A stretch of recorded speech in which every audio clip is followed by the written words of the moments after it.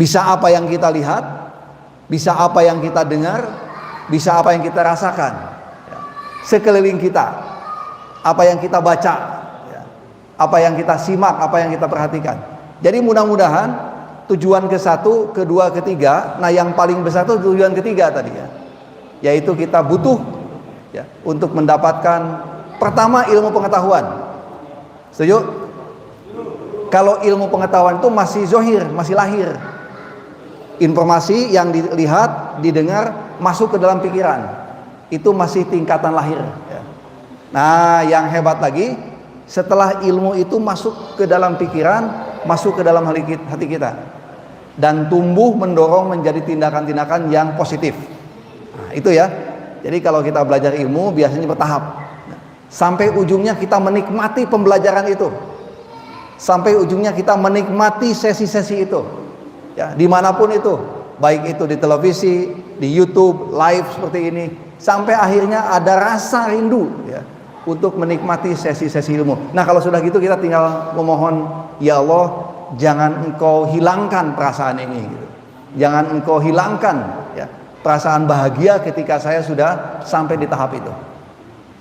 Pertanyaan saya basic ya, kalau bapak-bapak sekalian dan ibu yang hadir hari ini bahagia? Bahagianya banyak ya, macam-macam ya. Ada yang masih aktif kerja nggak? Masih ada? Ya, tanggal-tanggal awal ya. Tuh, ada penyebab tuh bahagia gitu. Ada yang masih nerima pensiun? Ada? Ada yang pensiunnya udah sekaligus kan habis? Ada ya. Penyebabnya macam-macam. Baik, mengisi sesi kita. Mari kita lihat topiknya, yaitu menikmati amal soleh ya. Ada amal soleh yang belum semuanya kita nikmati ya. Kebaikan-kebaikan itu belum tentu, belum semuanya kita nikmati, belum merasuk ke dalam pikiran dan hati kita, sebatas melaksanakan. Nah bisa jadi ada ya, ada yang gitu, ada ibadah karena paksaan ibadah karena diperintahkan. Memang betul sih, ibadah itu diperintahkan, kewajiban, tetapi ada satu rasa yang kita akan nikmati pada saat kita sudah masuk lebih dalam lagi. Nah itu ya, jadi kenapa topiknya kita ambil menikmati amal soleh. Nih kopinya manis nggak nih? Ada yang sudah mulai meninggalkan kopi manis nih, beralih ke kopi pahit ya. Kopi pahit nggak apa-apa lah, asal jangan hidupnya yang pahit. Silahkan dinikmati ya. Oke. Apa judulnya? Menikmati amal dan menikmati. Oke. Ada request katanya, kalau seumuran gini sajiannya jangan goreng-gorengan gitu ya. Ini request ya. Jadi sajiannya yang lebih menyehatkan. Ya kurang lebih sampai menjelang Isya ya. Jadi yang dimaksud amal soleh itu segala perbuatan yang bermanfaat buat diri kita, buat orang lain ya, sesuai dengan tuntutan syariat agama. Nah itu amal soleh ya. Duduk di musola seperti ini masuk amal soleh? Menyimak, menggunakan akal pikiran, menggunakan mata, telinga, amal soleh? Ya. Masuk ilmu 1, 2, kemudian kita implementasikan amal soleh? Nah, insya Allah ya, mudah-mudahan. Jadi tinggal pertanyaan kita, apakah kita menikmatinya atau tidak? Nah, gitu ya. Ilmu dapat, ya. Minimal yang tidak tahu menjadi tahu. Nah, gitu kan kalau pengetahuan tuh. Ada juga yang tidak bisa menjadi bisa. Kalau Pak Ustadz Sukma mengajar malam Senin ini biasanya kan kajiannya fikih ya. Itu yang tidak tahu menjadi tahu, yang tidak bisa menjadi bisa. Nah, begitu ya. Kalau kajian-kajian agak berat sedikit ke tauhid biasanya yang tidak tahu menjadi tahu ya. Karena butuh waktu panjang untuk implementasinya. Nah, gitu kan. Kalau ilmu tauhid kan harus dikaitkan dulu dengan ilmu-ilmu peribadatan lain. Nah, kalau malam ini cukup kita merasakan apakah nikmat atau tidak. Nah itu udah cukup ya. Kalau nikmat insya Allah ya, ilmunya hadir, ilmunya ada, tapi nikmatnya itu yang akan menjadikan duduknya kita naik pangkat menjadi amal ibadah ya. Duduk di sini, nyimak, menjadi amal ibadah. Ya. Insya Allah menjadi pemberat timbangan kita nanti yaumil akhir. Ya. Kan kita hidup di dunia kayak menyelam, Pak. Bawa oksigen, selam, masuk ke dalam lautan, ngambil mutiara, entar oksigennya habis kita dipanggil. Nah, ibarat kita sedang menyelam, indahnya dunia kita lihat, tapi dengan kacamata biasa-biasa aja. Ya. Kita melihat silonya dunia biasa-biasa aja lah. Karena tugas kita mengambil mutiara itu. Nah, mutiara itu yang akan kita persembahkan nanti pada saat kita diminta oleh yang memiliki umur ini gitu. Oleh yang memiliki oksigen ini. Kalau di dunia Pak, aduh nggak kaya nggak apa-apa, nanti kayanya di akhirat, gitu kan? Nggak ngetop di dunia nggak apa-apa, tapi ngetopnya di alam malaikat. Wah, luar biasa ya. Gitu. Jadi mudah-mudahan nikmat. Nikmat Pak duduknya? Nikmat? Coba rasakan pinggangnya, masih enak nggak pinggangnya? Masih nyaman ya? Pernah nggak merasakan lagi duduk terus bilang, ya Allah terima kasih ini duduk nikmat sekali? Sering? Sering? Pas nyender gitu di rumah ya, terus duduk, ya Allah luar biasa ini punggung masih bisa nempel seperti ini. Sering ya? Atau pernah? Lagi nonton sesuatu terus ngedip, ya Allah terima kasih ini kok nikmat banget ngedip mata ini. Coba kalau setengah jam nggak ngedip, gitu kan? Terus minum kopi tadi, pernah nggak merasakan begitu kopi masuk ke sini, ya Allah nikmat sekali saya masih bisa menikmati rasa kopi ini. Pernah gitu? Sering? Alhamdulillah ya, alhamdulillah.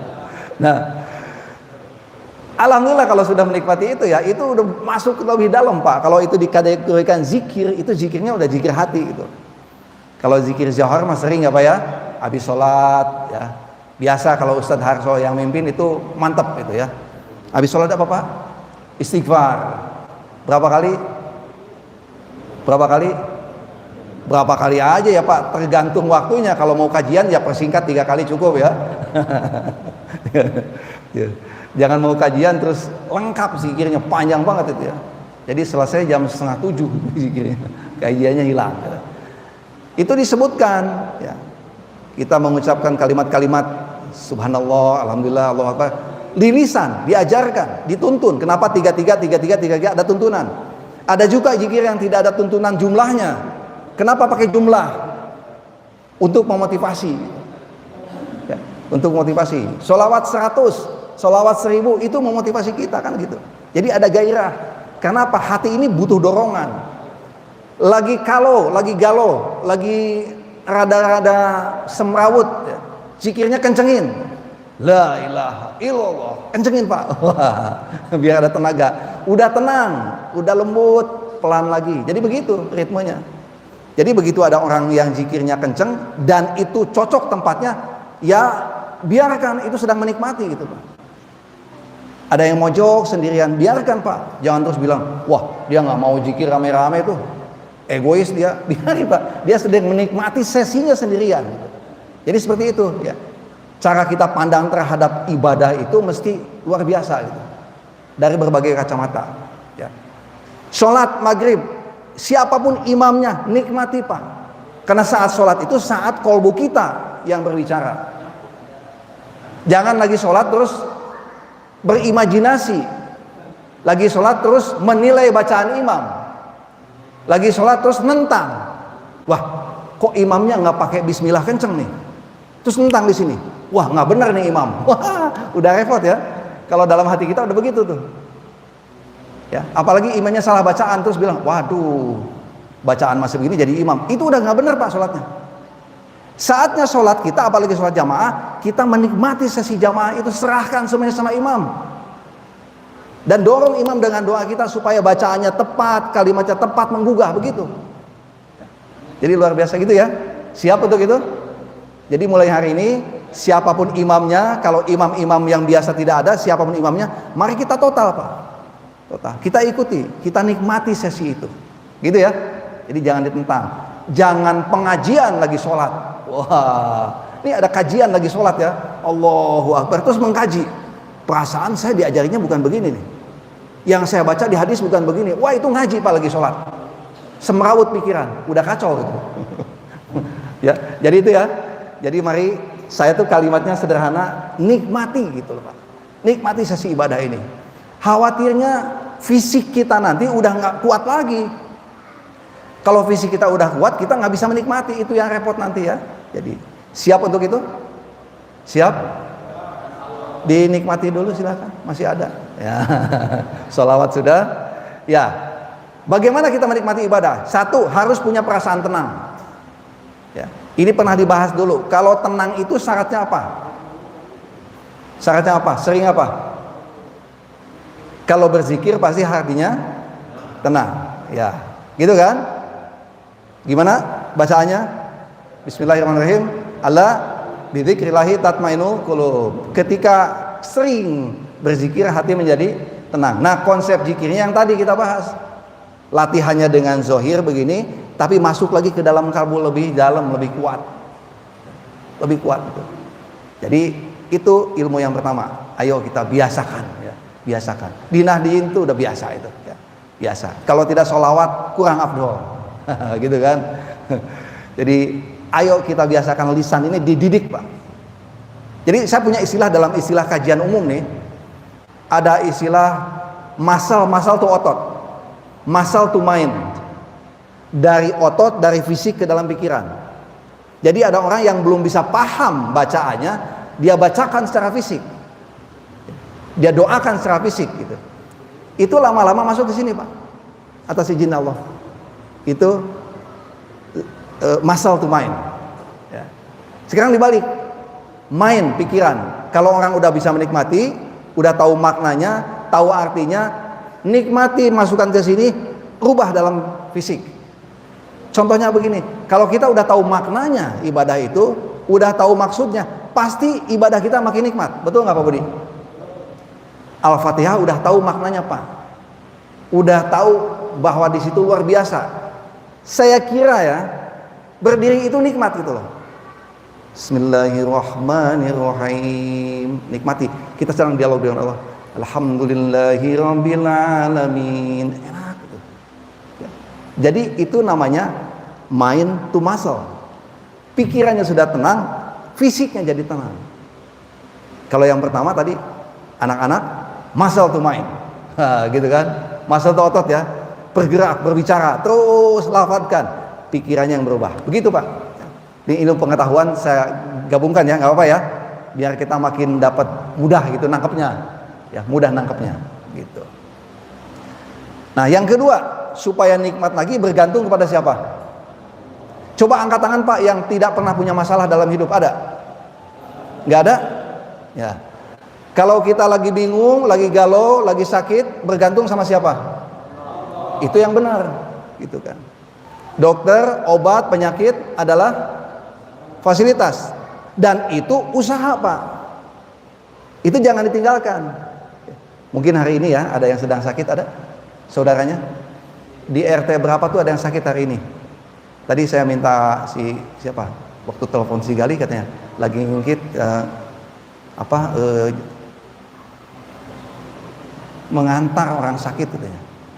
Nggak tahu siapa ya. Kebetulan di rumah juga nih bos saya di rumah lagi sakit.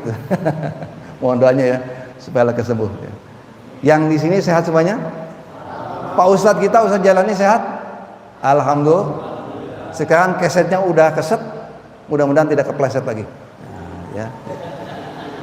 Aduh, kalau Ustadz sakit mah Pak gimana, repot ya. Begitu Ustadz nggak ada ya kelimpungan jadi imam ya, dorong-dorongan. Ya, jadi bergantung kepada Allah. Ada satu surat yang dahsyat. Qul huwallah, Allah. Nah, ada kata as-somad di situ. Artinya apa?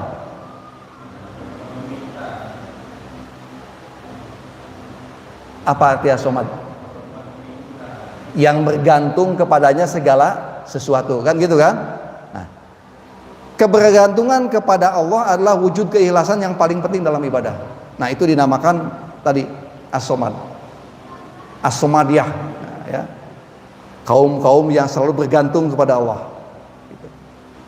Jadi apapun bentuknya itu gantungkan hanya kepada Allah, mintanya kepada Allah. Allah dulu. Mau usaha bilang Allah dulu, gitu ya. Jadi bergantung pada Allah. Ada yang sakit tiba-tiba sembuh, yang menyembuhkan siapa? Allah.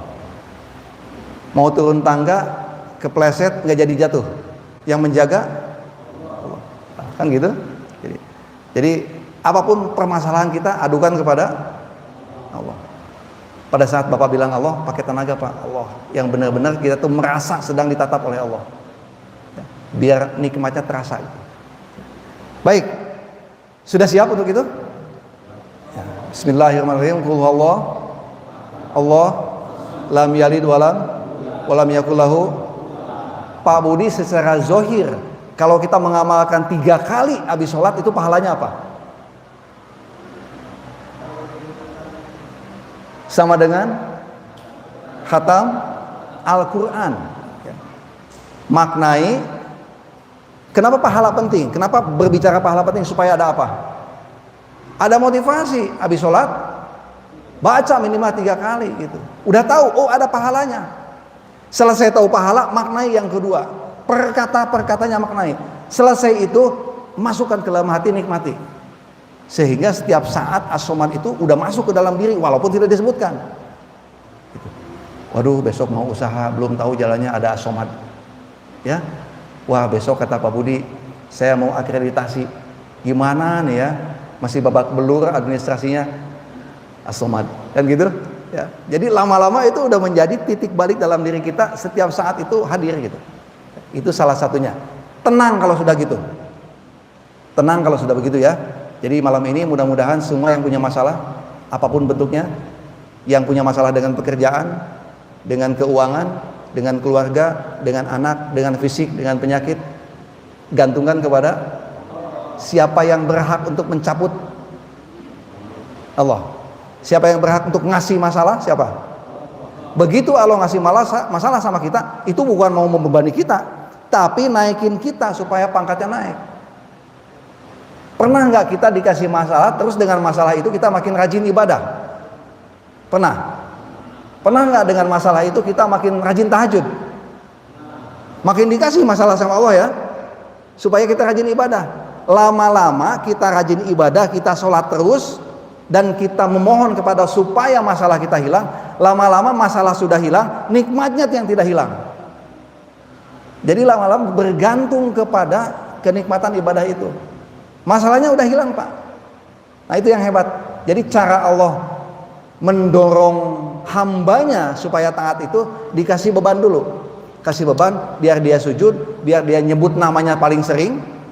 Selesai masalahnya, nikmatnya tidak hilang. Nah kalau sudah ke sana udah luar biasa gitu ya. Jadi nggak apa-apa Pak. Kalau kita dikasih beban, dikasih masalah, terus bilang ya Allah, aku tahu ini baik menurut Engkau. Jika itu baik menurut Engkau, maka berikan aku kemampuan untuk menjalankan ini dan kemampuan untuk nyari solusi. Rajin tuh kalau yang kurang uang, sholat apa? Sholat apa minta rezeki? Duha berapa rakaat? Minimal 2, sama dengan bersedekah dengan seluruh anggota tubuh. Tambah lagi kalau sudah 2 berapa? 4, 6 gitu aja tuh Pak, nikmati. Banyak waktunya kemana-mana, wah hajar ya 11 rakaat gitu, atau 12 gitu. Begitu ya, 12. Terus baca surat apa lagi Pak? Surat apa? Al-Waqiah. Hafalin lah ya, hafalin. Biar nggak usah baca biar bisa di mana-mana gitu. Nggak usah berwudu bawa mushaf, hafalin gitu. Itu lama-lama jadi kebiasaan, jadi enteng, jadi ringan, jadi rezekinya udah ada lagi nanti. Uangnya udah kumpul lagi, utangnya udah lunas. Sholat Tuhannya tidak akan lepas, baca waqiahnya tiap saat, bahkan udah hafal. Nikmat nggak? Nikmat ya. Jadi jangan begini Pak, dikasih masalah terus kita ibadah, udah ibadah, selesai masalahnya berhenti. Nah itu yang salah. Nanti dikasih lagi sama Allah kalau gitu. Wah, kata Allah, gua pengen lo ibadah lagi, kasih lagi masalah yang makin berat. Karena Allah itu sangat menyukai hambanya yang memohon kepada Allah. Bahkan ada beberapa keterangan mengatakan, wahai malaikat saksikan, apakah si fulan itu berdoa kepadaku? Oh iya, Dia berdoa kepada engkau, tidak lepas tiap hari berzikir kepada engkau. Wahai malaikat, saksikan, aku tidak akan mengabulkan permintaannya. Begitu kata Allah. Kenapa ya Allah? Padahal dia memohon kepada setiap saat. Bukankah engkau maha pemberi, maha pengkabul doa? Enggak. Aku senang ketika dia merintih. Aku senang pada saat dia meminta. Aku senang pada saat dia memohon kepadaku. Ditunda tuh Pak. Ya, ditunda. Jadi kalau doa tidak dikabulkan berarti kan sedang apa? Ditunda, dan siapa tahu Allah sedang suka sama kita karena kita memohonnya lebih intens. Ya. Wih, ada kata intens. Apa tuh intens? Lebih serius. Ada kata intens, Pak. Intens itu serius karena arti intensi sendiri adalah niat. Gitu. Kenapa orang bisa serius? Kenapa orang bisa intens? Karena intens itu adalah niat. Ada intention, ada attention. Nah, di bahasa Teluk Naga tuh. Intention itu niat, attention itu fokus. Kalau orang udah punya niat pasti fokus. Coba deh, betul nggak? Kalau punya niat pasti fokus. Pak Jai nggak terasa ya, kita udah 2 tahun ya punya musola. Dulu kita punya niat, fokus, jadi gitu kan? Kita punya intensi, baru kita punya atensi. Kalau Bapak, Ibu, dan kita semuanya pengen naik derajatnya di hadapan Allah, maka kita harus bangun yang namanya intention. Niat itu harus ada. Gitu. Innamal amalu. Ayo kita kuatkan niat, baru kita fokuskan gitu. Ya, dikit lagi mau azan. Nah, tadi yang saya sebut di atas itu ada wejangan dari Syekh Ibnu Taimiyah. Ya, jadi pada saat seseorang diuji, dia ibadah makin kencang, kemudian menikmati ibadahnya ya. Jadi ini nasihat dari beliau tadi yang saya sampaikan di depan itu. Seperti itu ya. Jadi mudah-mudahan kita tetap berprasangka baik sama Allah. Apapun masalahnya, apapun keadaannya, di saat itulah kita sedang diajak untuk intens. Wah ya, menghidupkan ibadah-ibadah, baik itu ibadah malam. Ya. Ustadz Adi Hidayat itu pernah saya dengar beberapa kali. Ayo coba katanya 40 rakaat. Ya, dibiasakan 40 rakaat. Mari kita hitung 40 rakaat ya. Sebelum subuh 2, betul nggak? Tambah subuh 2, jadi berapa? 4. Tambah sebelum zuhur 2, jadi berapa? 6. Tambah zuhur 4, jadi berapa? 10. Tambah setelah zuhur 4, jadi berapa? Berapa? 14. Tambah setelah maghrib 2, jadi berapa? 16. Tambah 3, jadi berapa? 19, tambah 2 Isya berapa? 21, tambah 2 setelah Isya berapa? 23, tambah 11, tambah 11,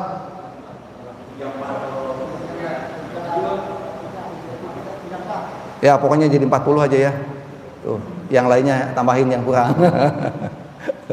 Artinya begini, sholat sunnahnya jangan dilupakan, betul nggak? Sholat tahajudnya jangan lupakan, minimal itu gitu. Sholat sunnah sebelum dan setelah sholat tahajudnya jangan lupa gitu. Digabung 40 gitu, gitulah kata beliau ya. Cobalah 40 kali katanya, istiqomah gitu. Jadi diajarin seperti itu. Dikasih tahu manfaatnya, dikasih tahu kenikmatannya, orang mencoba gitu. Nah, orang mencoba intensinya adalah karena ingin pahala, ada yang begitu. Ada yang mencoba karena ada iming-iming, oh kalau dilakukan ini orang sudah banyak. Para alim ulama udah nyoba, ustadz juga nyoba gitu. Kenapa saya enggak? Gitu kan? Ada yang begitu tuh. Lama-lama Pak, itu udah lupa dalam pikiran kita, udah hilang dari pikiran kita. Tidak pernah lupa itu karena udah automatically dalam diri kita. Nah, itu yang hebat ya. Jadi itu yang sedang kita tuju. Kenapa judulnya tadi membangun kenikmatan, supaya ibadah kita ada peningkatan. Tidak hanya fisik, ya. Kalau di fisik mah insya Allah lah. Jemaah-jemaah di Nadiyin, di masjid, di mana-mana Pak, saya tuh berbangga hati. Kalau saya bandingkan dengan 20 tahun yang lalu, jauh sekali Pak peningkatan ibadah di komplek ini. Satu hari saya sholat subuh di masjid ya, itu sampai 7 saf Pak. Kalau 7 saf ke sampingnya itu 20, udah berapa tuh? 140 Pak. Sholat subuh udah 140 jemaah tuh, wow Pak. Gitu. Berapa tuh malam apa tuh saya sholat di sana? 7 saf Pak ke belakang. Subhanallah, luar biasa ya. Jadi itu dari sisi syiarnya gitu. Jadi peningkatannya luar biasa gitu. Dan sekarang kita tuh sudah makin dekat, sudah makin kompak ya. Jadi rasanya di komplek ini udah tidak ada perbedaan gitu. Tinggal kita menetapkan saja, ayo kita naikin kualitasnya di hadapan Allah.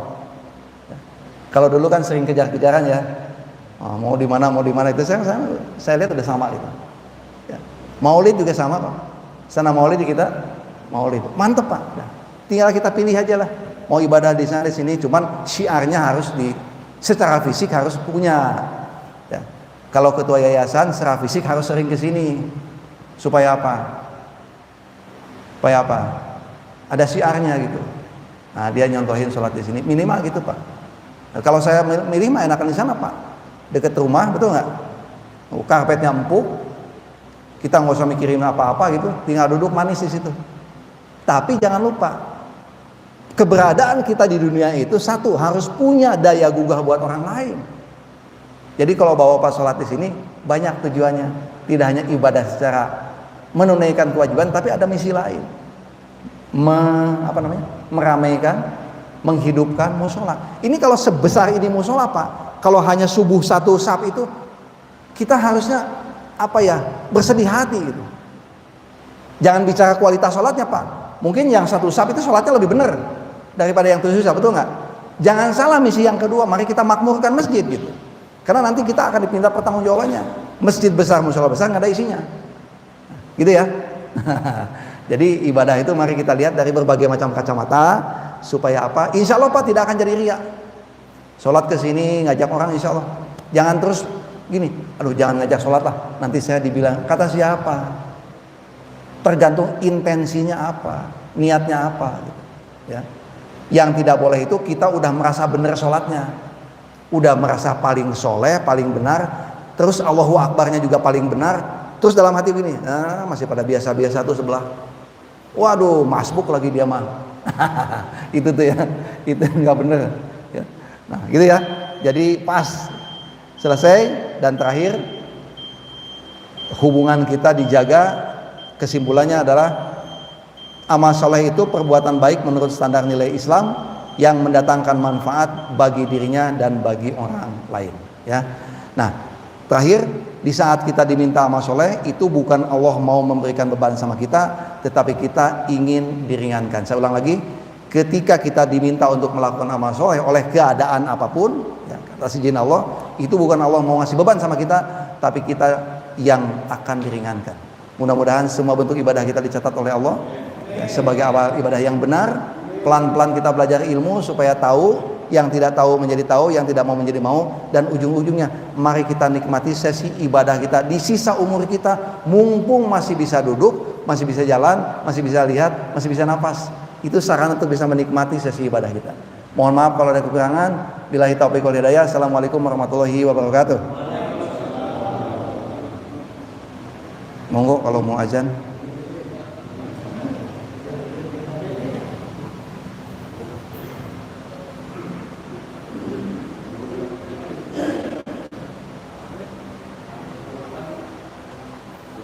Apa dia penting Pak?